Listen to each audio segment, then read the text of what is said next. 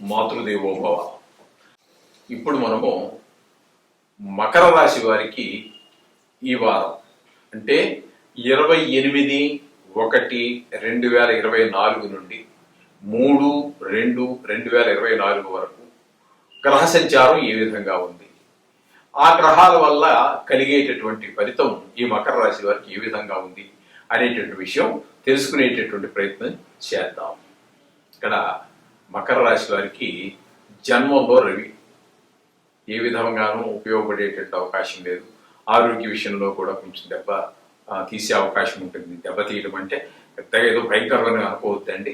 ఏదో రంప, జలుబు, దగ్గు ఇట్లాంటి చిన్న చిన్న విషయాల్లో, అట్లాగే ఏదైనా కంటిలో నలుసులు పడేటువంటి అవకాశము, అట్లాగే నాన్నగారికి, తండ్రి గారికి, ఎవరి తండ్రి అయితే వాళ్ళ తండ్రి గారికి కొంచెం అస్వస్థత చేసేటటువంటి అవకాశం, ఇలాంటివన్నీ కూడా మనకి ఆయనకి కావచ్చు, ఆ తండ్రి గారికి కావచ్చు.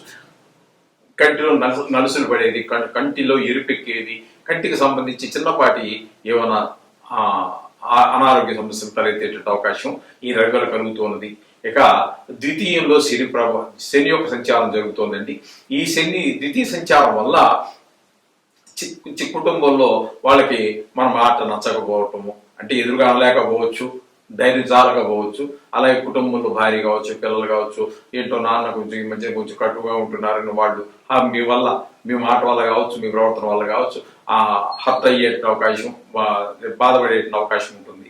అలాగే కుటుంబంలో చిన్నపాటి కొంచెం ఆ భార్య కూడా మనతో సమానంగా కొంచెం వాగ్దాటి ఉందనుకోండి, అటువంటిప్పుడు కొంచెం పరస్పరం వాదించుకునే అవకాశాలు కూడా ఉంటూ ఉంటాయి. అలాగే ధన విషయంలో కూడా కొంచెం వెనకబడేటువంటి అవకాశం ఉంటుంది.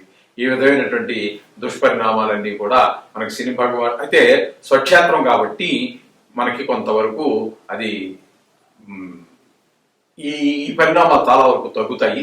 కొంతవరకు మనం చెప్పుకున్నటువంటి శని భగవానుడి వల్ల జరిగేటటువంటి దుష్పరిణామాలు చాలా వరకు తక్కువ స్థాయిలో, చాలా తక్కువ స్థాయిలో ఉంటాయి, ఎందుకంటే ఆయన స్వక్షేత్రం కాబట్టి. ఇకపోతే రాహు తృతీయంలో రాహు ఉన్నారు. ఆ రాహు చాలా శుభ పరిణామాలు ఇస్తారు. ఆయనకి చాలా సహాయ సహకారాలు మనకందరికీ కూడా అదే ఈ వ్యక్తికి వారు పనిచేసే ఆఫీస్ కావచ్చు, మరో దగ్గర కావచ్చు, ఏ విధంగా అయినా కావచ్చు, వృత్తి వ్యాపారాల్లో కావచ్చు, ఇంటి పక్క వారు కావచ్చు, ఎవరైనా సరే ఈ రాహు వాళ్ళందరికీ సహాయ సహకారాలు అందించే విధంగా మనకి వారందరూ మనకు సహాయ సహకారాలు అందించే విధంగా తోడ్పడుతూ ఉంటారు. ఇక చతుర్థంలో గురువు అండి. చతుర్థంలో గురువు కూడా గోచార గురువు అంతగా రాణించేటువంటి అవకాశం లేదండి. ధన విషయంలో కొంచెం వెనకబడతాము, ఖర్చు విషయంలో ముందుకు పోతూ ఉంటాము. ఇది వెనకబడేది ముందు పెరిగిపోయే డెఫిసిట్ పెరిగిపోతూ ఉంటుంది. అలాగే పిల్లలు చదువులో కూడా వెనకబడిపోతూ ఉంటారు. ఇట్లాంటి పరిస్థితులన్నీ కూడా ఏర్పడుతూ ఉంటాయి చతుర్థంలో గురు ప్రభావం వల్ల, గురు సంచారం వల్ల జరిగేటటువంటి విషయాలు ఇవన్నీ. ఇకపోతే మకరం నుంచి భాగ్యస్థానంలో కేతు సంచారం జరుగుతుందండి. భాగ్యస్థానంలో కేతు సంచారం కూడా ఏమాత్రం శుభ పరిణామాలను ఇవ్వజాలదండి. ఎందుకంటే మనం చెప్పుకున్నట్టుగానే పిల్లల చదువు కానివ్వండి, సంసార విషయంలో కానివ్వండి, వాక్ విషయంలో కానీ, ధన విషయంలో కానీ ఏది మనకు కలిగినా కూడా భాగ్యంగానే మనం భావించుకోవాలి. మనకు వచ్చేటటువంటి ఏదో కొనుక్కున్నా, కొత్త వస్తువు కొనుక్కున్నా, ఏ సుఖాన్ని అనిపించినా ఇవన్నీ కూడా భాగ్యంగానే భావించుకుంటూ ఉంటాము. ఆ విధంగా ఆ భాగ్యస్థానంలో కేతు ఉండటం అనేటువంటిది మంచి పరిణామం కాదండి. అందుచేత అవన్నీ మనం కొంత కోల్పోతాము ఈ భాగ్యస్థానంలో కేతు సంచారం వల్ల.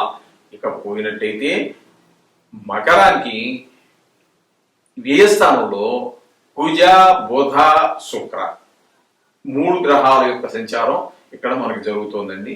ఈ 3 గ్రహాల యొక్క సంచారము కూడా మనకి ఏ విధంగానూ ఉపయోగపడదండి. కుజుల వల్ల మాట కొంచెం స్పీడ్గా వెళ్ళటము, బుధుల వల్ల వ్యాపార స్థలంలో వాటి వల్ల మన జ్ఞానం కూలిపోవటం, కొంచెం ఆ కోపం అన్ని చోట్ల అనర్థమే దాయిపోయేది. ఇంటి దగ్గరనే కాదు, వృత్తిలోనే కాదు, అసలు జీవితంలోనే కోపం అనేటటువంటిది ఒక అనర్థదాయకమైనటువంటి వ్యవహారం. అది ఆ చేత ఆ కోపాన్ని ఇప్పుడు విడిచిపెట్టాలి. ఉదాహరణకి నేను కైవెళ్ళినప్పుడు కోపాన్ని వదులుకున్నానండి. కోపం వల్ల చాలా అనర్థాలు వచ్చాయి, చాలా పోగొట్టుకోవడం కూడా జరిగింది. అందుచేత కోపాన్ని వదిలిపెట్టుకున్నాను. శాంతంగా ఉండడానికే ప్రయత్నం చేయండి. మనకి బీపీ, షుగర్లు కూడా రావు కోపం వదులుకున్నట్టయితే, టెన్షన్లు తగ్గిపోయి. అదేవిధంగా శుక్రుడు వల్ల కొన్ని రకాలైనటువంటి ఏవో చెప్తారులేండి, పెద్ద ఇంపార్టెంట్ గా తీసుకోవాల్సింది కాదు. కానీ శుక్రుడు కూడా వ్యయ స్థానంలో ఉండటం శుభ పరిణామాలు ఇవ్వజాలదు. మొత్తం మీద ఈయనకి ఈ మకర రాశి వారికి అనుకూలమైనటువంటి ఫలితాన్ని ఇచ్చేటటువంటివి ఇక్కడ ఒక రాహు తీసుకోండి, ఒక శని తీసుకోండి, 2 గ్రహాల యొక్క అనుకూలత ఉన్నది. మిగతా గ్రహాల యొక్క అనుకూలత ప్రతికూలంగా ఉన్నది. వీరు కొంచెం జాగ్రత్తగా ఈ వారం అంతా గడపవలసినటువంటి చాలా తక్కువ పీరియడే. 7 రోజులంటే గొప్ప విషయం ఏం కాదు.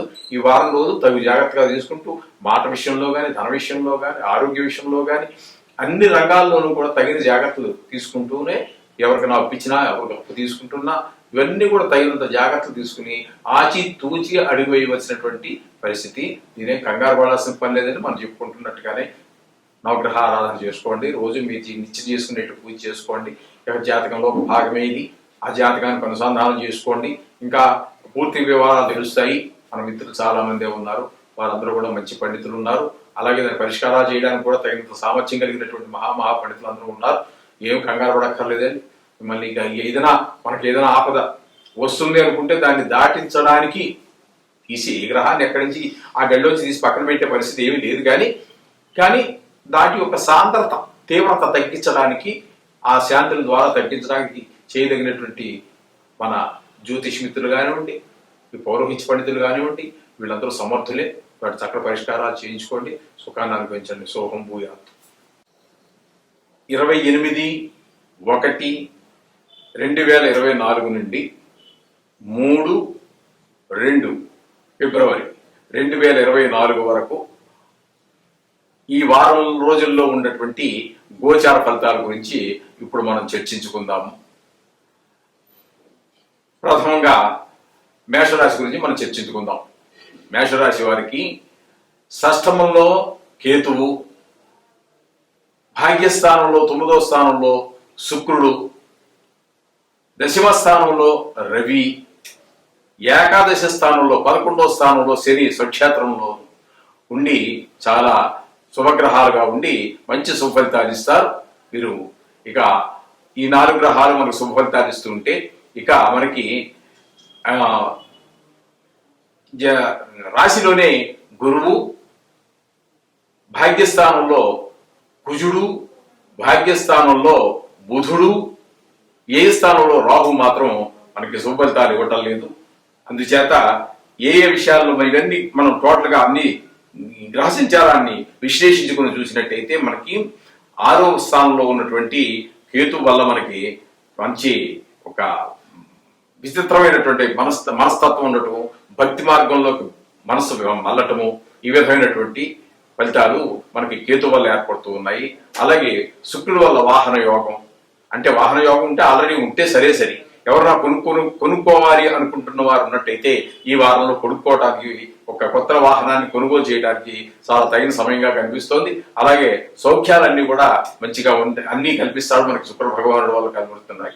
అలాగే రవి వలన మనకి కొంచెము నేత్ర సంబంధమైనటువంటి వ్యవహారాలు ఉన్నప్పటికీ పితృకారకుడు కాబట్టి దశమ స్థానంలో వృత్తిపరమైనటువంటి ఫలితాలు మంచిగా ఉంటాయి. మంచి ఫలితాలు ఇవ్వడానికి సమర్థుడవుతున్నాడు.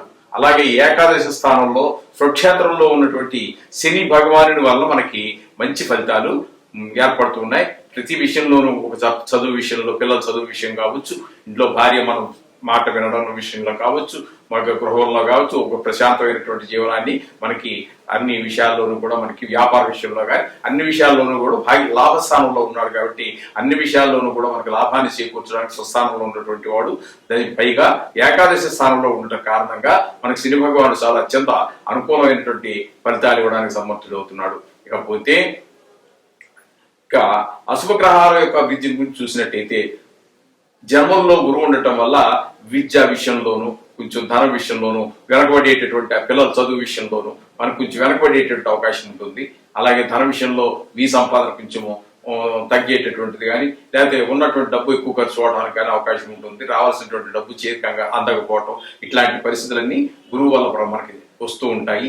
ఇకపోతే 9లోనే ఉన్నటువంటి ఈ కుజగ్రహం వలన మనకి కొంచెము అననుకూలమైనటువంటి ఫలితాలు ఏర్పడుతూ ఉంటాయి. కొంచెం కోపం ఎక్కువ రావటము, ఇట్లాంటివన్నీ ఏర్పడుతూ ఉంటాయి. ఇక బుధుని వలన మనకి వ్యాపారం కొంచెము వెనకబడుతూ ఉంటుంది. వెనకబడటం వల్ల కొంచెము ప్రతి వారం జరిగినంతగా ఈ వారం వ్యాపారం జరగకపోవచ్చు, వ్యాపారం జరిగినప్పటికీ కూడా లాభాలు అంతగా ఎక్కువ రాకపోవచ్చు, ₹1 తక్కువ కంటే వ్యాపారం నడువుకి ఏం చేస్తామంటే లాభంలోనే ₹1 తగ్గించుకుని వ్యాపారం చేస్తూ ఉంటారు. ఆ విధంగా కొంత రాబడి తగ్గేటటువంటి వ్యాపారం ద్వారా వచ్చే తగ్గేటటువంటి వ్యాపారంలో కొంచెం ₹1 తగ్గేటటువంటి అవకాశాలే మెండుగా కనబడుతూ ఉన్నాయి. ఇక 12లో రాహు గ్రహం యొక్క సంచారం ద్వారా మనకి ఏంటంటే కొంచెము నీచజన సహవాసం ఇట్లాంటివి, కొంచెం ఎక్కువగా ఊర్లు తిరగటం, పని లేకపోయినా అంటే పని ఏదో ఉందనుకుని వెళ్తారు, అక్కడికి వెళ్ళినా కూడా మీరు ఊరికే తిరిగి రావడం అవుతుంది కానీ ఆ పని అయితే కాదు. ఈ విధమైనటువంటి కొన్ని వృధా సంచారం అన్నమాట. ఈ వృధా సంచారము ఇవన్నీ కూడా రాహు వల్ల మనకు జరుగుతూ ఉంటాయి. అందుచేత అక్కడికి వెళ్ళటమా ఊరు వెళ్ళటమా మానటమా అనేటటువంటి దాన్ని 1-2 సార్లు ఆలోచించుకుని ప్రయాణం చేసినట్టయితే అనవసరమైనటువంటి ఖర్చులు కొన్ని మనకి తగ్గేటటువంటి అవకాశం కూడా ఉంటుందండి. ఈ విధంగా ఈ వారం యొక్క మనకి ఫలితాలు శుభ ఫలితాలు అన్నిటి వేరీ చేసుకుని ఆచితూచి మనకి ఏ గ్రహాలు అనుకూలిస్తున్నాయి, ఏ గ్రహాలు అనుకూలించినందుకు మనం చెప్పిన దాన్ని బట్టి మీరు ఆలోచించుకుని ఒక అడుగు ముందుకు వేసుకుంటూ వెళ్ళండి. అలాగే రోజు మనం ప్రతిసారి చెప్పుకుంటున్నట్టుగానే ఈ యొక్క నవగ్రహాల యొక్క స్తోత్రం మాత్రం రోజు చదువుకోండి, వీళ్ళని బట్టి గుడికి వెళ్ళండి. ఈ విధంగా చేసుకున్నట్టయితే చిన్న చిన్న దోషాలు అవి కూడా పోతూ ఉంటాయి. బాగున్నటువంటి గ్రహాలు, అనుకూలమైనటువంటి గ్రహాలు మరింత సుఫలితాలు ఇస్తూ ఉంటాయి. అందుచేత ఈ విధంగా చేసుకుని ఈ వారం రోజుల యొక్క ప్రయాణం గమనం అంతా కూడా శుభప్రదంగా జరగాలి అని కోరుతూ శుభం భూయాత్.